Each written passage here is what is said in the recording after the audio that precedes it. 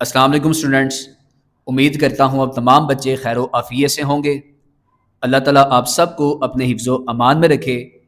Previous lecture के अंदर हम लोगों ने topic 12.2 types of mechanical waves cover up किया था।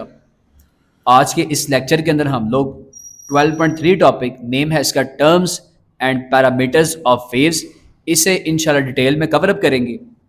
अब जो प्रीवियस टॉपिक था टाइप्स ऑफ मैकेनिकल वेव्स, उसमें मैकेनिकल वेव्स की हम लोगों ने दो टाइप्स पढ़ी थी। एक थी उनमें ट्रांसफर वेव और दूसरी थी लॉन्गिट्यूडनल वेव। आज हम लोगों ने बेसिकली उन्हीं के पैरामीटर्स डिस्कस करने हैं। ट्रांसफर वेव हम लोगों ने देखा किस तरीके से प्रोड्यूस होती थी कि लेट से कि एक स्प्रिंग है या रोप है, उसका एक एंड अगर हम लोग फिक्स करते हैं और दूसरा जो एंड है उसे हाथ से होल्ड करते हैं और वहां पर फोर्स अप्लाई करते हैं अप एंड डाउन, तो उसके रिजल्ट में इस तरीके से वेव प्रोड्यूस होती है। ठीक है, अब बिफोर वेव प्रोड्यूस हुए पार्टिकल्स इस पोजीशन पे थे, रेस्ट पे थे, इससे हम कहते हैं कि पार्टिकल्स मीन पोजीशन पर थे। जब वेव प्रोड्यूस हुई तो मीन पोजीशन से जो अबव पोर्शन है इसका जो हाईएस्ट पॉइंट होगा इसे बेसिकली कहते हैं क्रस्ट। ठीक है, ट्रांसफर वेव के अंदर मीन पोजीशन से अबव पोर्शन इसका हाईएस्ट जो पार्ट होता है इसे हम कहते हैं क्रस्ट। अब इसी के साथ साथ इसी ट्रांसफर वेव के ऊपर जो मीन पोजीशन है इससे बिलो जो पोर्शन है इसका जो लोवेस्ट पार्ट होगा इसे हम कहते हैं ट्रफ। तो पेपर में क्रस्ट और ट्रफ ये तमाम की तमाम डेफिनेशंस इंतहाई इंपॉर्टेंट है। जब पूछी जाएंगी तो आपने उसमें लाजमी साथ में ये फिगर भी ऐड कर देनी है। अब इससे आगे मूव करते हैं कंप्रेशन और रेयर फैक्शंस के ऊपर। अब कंप्रेशंस और रेयर फैक्शंस ये किस वेव में क्रिएट होती हैं? तो लॉन्गिट्यूडनल वेव्स हम लोगों ने प्रीवियस लेक्चर में पढ़ा, वो किस तरीके से प्रोड्यूस होती हैं। अब वही जो स्प्रिंग है या जो रोप है उसे हम लोगों ने दोबारा कंसिडर करना है। एक एंड उसका फिक्स है और दूसरा एंड उसे हमने होल्ड किया हुआ है। अब यहां पर जो फोर्स अप्लाई करेंगे वो अप एंड डाउन अप्लाई नहीं करेंगे, जबकि फोर्स यहां पे अप्लाई की जाएगी आगे की तरफ, इस स्प्रिंग को आगे की तरफ झटका लगाया जाएगा। तो वहां पर कुछ इस किस्म से ऐसे रीजन क्रिएट होंगे जहां पर उनमें गैप कम होगा और कुछ ऐसे रीजन होंगे जहां पर जो लूप्स हैं उनके दरमियान गैप ज्यादा होगा। तो जहां पर गैप कम होगा उन रीजन्स को कहते हैं कंप्रेशन और जहां पर गैप ज्यादा होता है उन रीजन को हम कहते हैं रेयर फैक्शंस, जो कि क्रिएट होते हैं लॉन्गिट्यूडनल वेव्स के अंदर। जब डेफिनेशन पूछी जाएगी आप लोग साथ में ये भी फिगर ऐड कर दीजिएगा। इससे आगे चलते हैं एम्पलीट्यूड के ऊपर। The amplitude of the wave is the maximum displacement of a point on the wave from its undisturbed rest position. It indicates the energy carried by the wave. अब amplitude किस तरीके से आप लोगों को समझ लगेगी? एम्पलीट्यूड से मुराद ये होता है, देखें यहां पर अब हम लोगों ने ये जब बात की इस पोजीशन की तो हम कहते हैं ये है मीन पोजीशन, और मीन पोजीशन पर तमाम के तमाम जो पार्टिकल्स हैं वो रेस्ट पे होते हैं। देखें रेस्ट पोजीशन, अनडिस्टर्ब पोजीशन, तो तमाम के तमाम पार्टिकल्स यहां पर होंगे। आज जब हमने डिस्टर्बेंस क्रिएट की इसमें तो पार्टिकल्स इस तरीके से मूव किए। ठीक है, अब जितना भी पार्टिकल्स यहां पर जो मीन पोजीशन से हाईएस्ट पॉइंट पर जाएगा, तो जो हाईएस्ट पॉइंट पर जाएगा वहां से लेकर इस मीन पोजीशन तक का जो फासला है इसे बेसिकली एम्पलीट्यूड कहते हैं। मतलब यहां से लेकर यहां तक का जो फासला है इसे हम कहते हैं इसका एम्पलीट्यूड। इसी तरीके से मीन पोजीशन से लोवेस्ट पॉइंट तक यहां तक का जो फासला है इसे भी हम कहते हैं एम्पलीट्यूड। ठीक है, और एम्पलीट्यूड क्या कैरी करता है? It indicates the energy carried by the wave, कि वेव कितनी एनर्जी कैरी कर रहा है। अब इसकी एग्जांपल मैं अगर आपको इस तरीके से समझाऊं कि समुंदर के अंदर जो टाइड्स हैं वो क्रिएट होती हैं, वेव्स बनती हैं वहां पे, तो जितनी वेव बड़ी होगी हम कहते हैं कि उसका एम्पलीट्यूड उतना ही ज्यादा। जितनी वेव बड़ी होगी ऑब्वियसली उसमें एनर्जी ज्यादा होगी, वो ज्यादा खतरनाक होगी। इवन यहां तक वेव्स क्रिएट होती हैं कि जिसके जरिए जो शिप्स हैं वो भी उलट जाती हैं। तो जितना वेव का एम्पलीट्यूड ज्यादा होगा, हाइट उसकी ज्यादा होगी, उतनी ही वो ज्यादा एनर्जी कैरी करेगी। इससे आगे कॉन्सेप्ट है वेवलेंथ का। तो वेवलेंथ क्या है? वेवलेंथ डिस्टेंस है two corresponding points on the adjacent waves का। अब वेवलेंथ जो है वो ट्रांसफर वेव में भी होती है और लॉन्गिट्यूडनल वेव में भी होती है। अब मैंने यहाँ पर एक ट्रांसफर वेव बना दी है और नीचे मैंने यहाँ पर एक लॉन्गिट्यूडनल वेव बना दी है।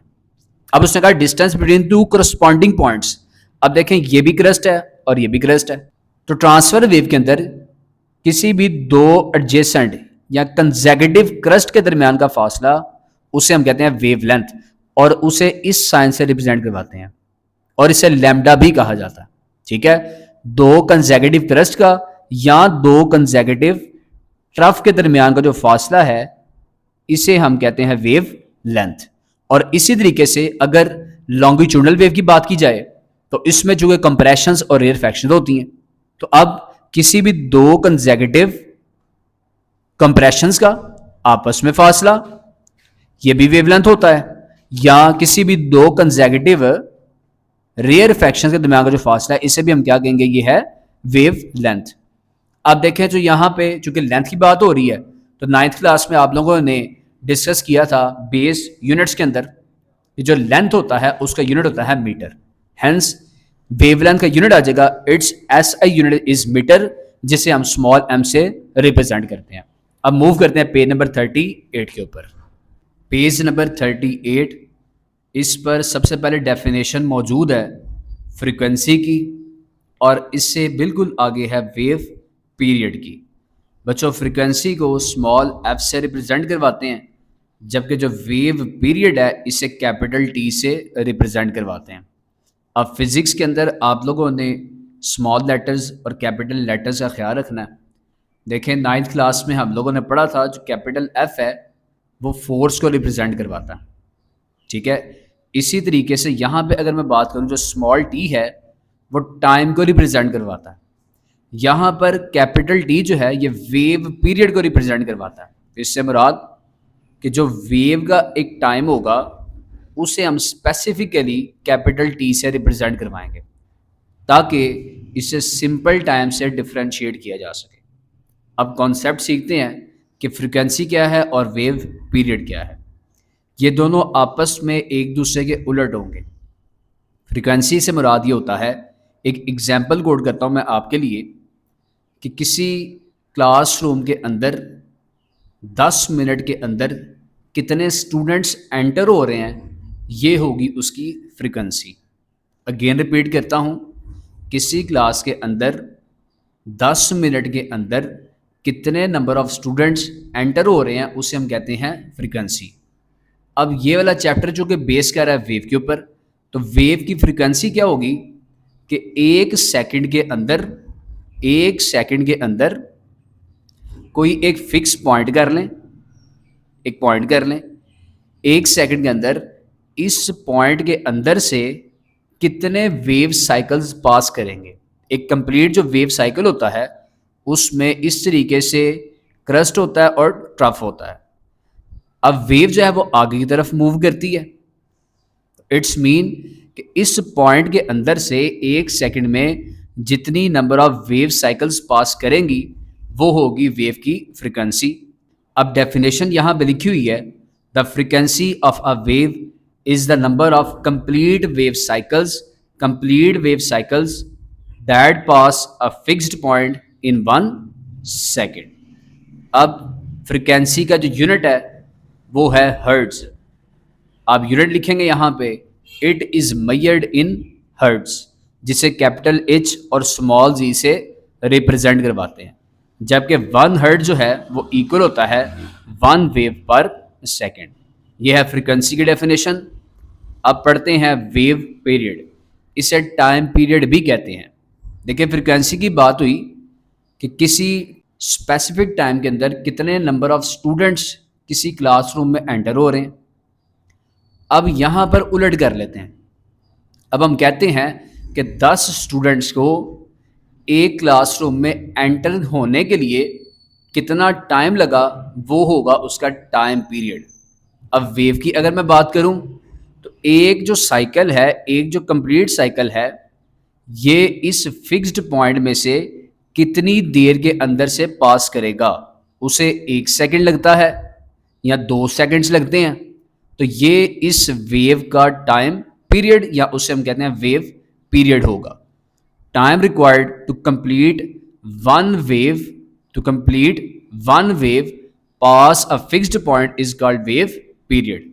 अब मैंने आपको शुरू में बताया कि फ्रिक्वेंसी और जो वेव है ये आपस में एक दूसरे के उलट हैं, तो यहाँ पे यही लिखा हुआ इसने, it is the inverse of frequency, और यहाँ पर फॉर्मूला लगेगा टी, कैपिटल टी, ये टाइम पीरियड है, इसे कैपिटल टी से रिप्रेजेंट करवाते हैं, इक्वल टू 1/f। इसी तरीके से फ्रिक्वेंसी का फॉर्मूला यहाँ से ये भी बन सकता है, फ्रिक्वेंसी इक्वल टू 1/t। ठीक है, ये यहाँ पे चला गया और ये यहाँ पे आ गया। अब टाइम पीरियड है तो उसका यूनिट क्या होगा, ये यूनिट है it is measured in second, जिसे स्मॉल एस से रिप्रेजेंट करवाते हैं। अब इसके आगे कॉन्सेप्ट है वेव फ्रंट्स का। अब वेव फ्रंट्स किसे कहते हैं? Wave front is an imaginary surface on which all the points have same phase of vibration. अब इसकी एग्जाम्पल देके मैं आपको समझाता हूँ। स्टार्टिंग के अंदर जो फर्स्ट लेक्चर था इंट्रोडक्शन में, हम लोगों ने एग्जाम्पल पढ़ी कि एक लेक है जिसमें क्वाइट वाटर मौजूद। जब उसमें हम पत्थर थ्रो करते हैं तो वहाँ पर इस तरीके से वेव्स प्रोड्यूस होती हैं जिन्हें हम रिपल्स भी कहते हैं। ठीक है, जिन्हें हम रिपल्स भी कहते हैं। अब चूंकि ये जो वेव्स या रिपल जो बन रहे हैं ये वाटर में बन रहे हैं, और वाटर एक मीडियम है, और मीडियम जो है वो कंटेन करते हैं पार्टिकल्स को। ठीक है, इट्स मीन जो हर रिपल है इसमें पार्टिकल्स होंगे। इस तरीके से मैं बना लेता हूं, इसमें पार्टिकल्स भी होंगे। ये मैंने पार्टिकल्स बना लिए हैं, और पार्टिकल्स भी बना लेते हैं इस तरीके से। अब वेव फ्रंट्स क्या होते हैं? वेव फ्रंट से मुराद होती है कि ये एक इमेजिनरी लाइंस है। अब देखिए, वेव जो है उसमें एक क्रस्ट होता है और उसमें ट्रफ होता है। ठीक है, अब यहाँ पे ये वाला जो पोर्शन है ये क्रस्ट है, और ये वाला जो पोर्शन है ये ट्रफ है। इसी तरीके से ये क्रस्ट आ गया और ये ट्रफ आ गया, and up to so on, ये चलता ही जाएगा। तो वेव फ्रंट जो है ये एक इमेजिनरी सरफेस है जिनमें तमाम के तमाम जो पॉइंट्स होते हैं वो सेम फेज पर वाइब्रेट करते हैं। आप देखें, जो वेव्स होते हैं उनमें जो पार्टिकल्स होते हैं वो अपनी पोजीशन पर इस तरीके से वाइब्रेट करते हैं, अप एंड डाउन। ठीक है, अब सेम फेज से मुराद ये है कि उनका डिस्प्लेसमेंट जो है वो सेम होगा। देखिए, यहाँ से यहाँ तक एक क्रस्ट से दूसरे क्रस्ट तक का जो फासला है वो सेम है, वो सेम फेज के ऊपर वाइब्रेट कर रहे हैं। इसी तरीके से ये वाला जो ट्रफ है और ये वाला जो ट्रफ है ये भी सेम फेज पर वाइब्रेट कर रहे हैं। इनका डिस्टेंस सेम रहता है, यहाँ से यहाँ तक का भी सेम है, यहाँ से यहाँ तक का भी सेम है। तो यही वो बता रहा है कि जो वेव फ्रंट्स होते हैं उनमें जो फेज है वाइब्रेशन का वो सेम होता है। इट्स मीन कि वो सेम डिस्प्लेसमेंट के ऊपर वाइब्रेट कर रहे होते हैं।